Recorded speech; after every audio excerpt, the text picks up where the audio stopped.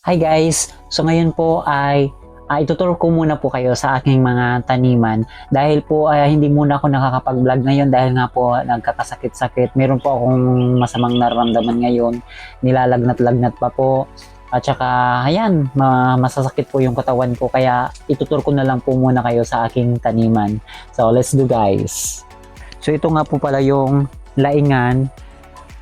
So inuunti-unti ko lang po kasi ayan, natigil. Hindi ko na ituloy kasi po nagkasakit-sakit po tayo. Kaya, ayan, hindi na ituloy yung aking mga dinadamo pa dito sa mga laingan. Kailangan ko kasi guys na nililinisan lagi yan kasi yung iba kasi dikit-dikita na kailangan tanggalin na yun at itanim ulit. Ito yung mga tanim ko dito na sa may gilid, mga sitaw. So ayan guys, napapagkuhan-kuhanan ko na siya na pang gulay-gulay. So hindi na kailangan bilihin kung kailangan ko ng maggulay-gulay dito sa bahay, or kapag medyo marami naman, sobra-sobra, ay ibibenta ko naman sa iba. Ayan. So ano pa lang siya, kunti-kunti pa lang yung bunga niya. Kasi hindi pa naman to mag-isang buwan pa lang naman siya.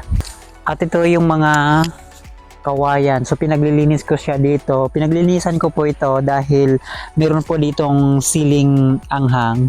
Ayan, so may mga hinog. Kukunin ko nga po kasi para hindi kinakain lang ng mga ibon eh. So nilalagay ko siya doon sa bottle. Pinipreserve ko siya sa loob ng bote na may suka. So yan, so para napipreserve yung siling ganito. Ayan, so yung mga hinog lang guys yung kinukuha ko po siya. So pinagtanggalan ko dito ng mga damo kasi dito, may mga ahas dito. So kailangan lang, be careful. Be careful po tayo kasi baka mamaya bulogin tayo ng snake nung nakaraang araw nung hindi pa ako nilalagnat. Ayan. So baka nga nanuno ako dito kasi bigla na lang akong nagsakit ang ulo ko. So pinagsusunog-sunog ko yun dito yung mga damo. Ayan.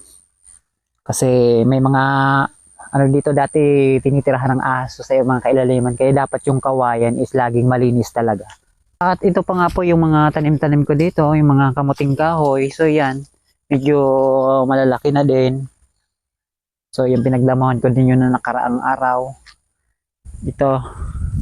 So may mapapagkuhanan na naman ng mga talbos ng kamuting kahoy guys. Ayan.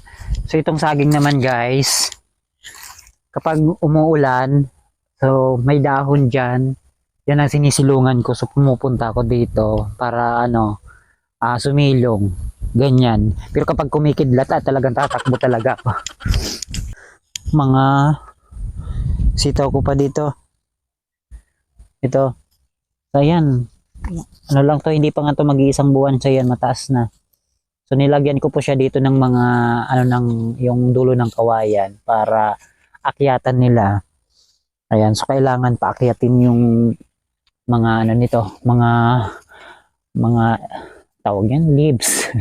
English na lang natin. Yung leaves. Yung leaves na, yung dahon or yung katawan niya para gumapang ba siya dito sa Oo. Ganyan. So nilagyan ko dito kasi may karabaw dito na kinakain yung dahon, baka mapagkamalan na damo. So ito guys yung aking seedlings ng singkamas.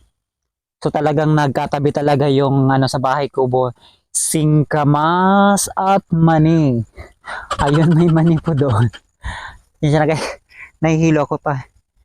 Medyo masakit pa talaga yung ulo ko ngayon. Ayan. Ito yung pinapatubo ko na singkamas.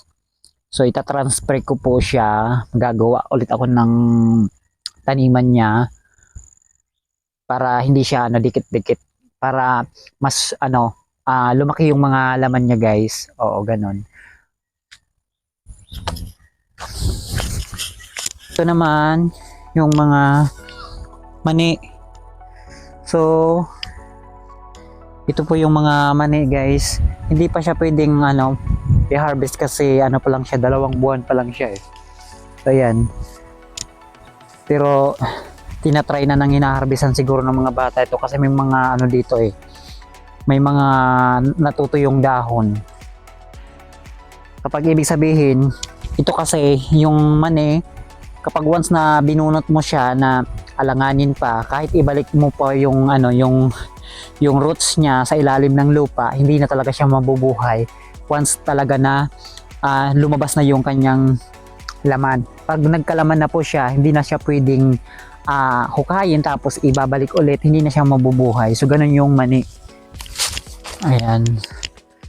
So ito po yung simpleng bahay ko dito sa probinsya ng Bicol. And dito naman sa may dinadaan-daanan kong to, so pinagtanan ko siya ng mga tanglad or lemongrass. Oo. Kasi yan, naibibenta din yan, may bumibili din yan sa akin. Pag may bahay, ay kailangan may mga tanim-tanim yung paligid ng bahay. So yan guys. So ito, may mga bulaklak din dito. Kasi maganda kasing pagmasdan, di ba?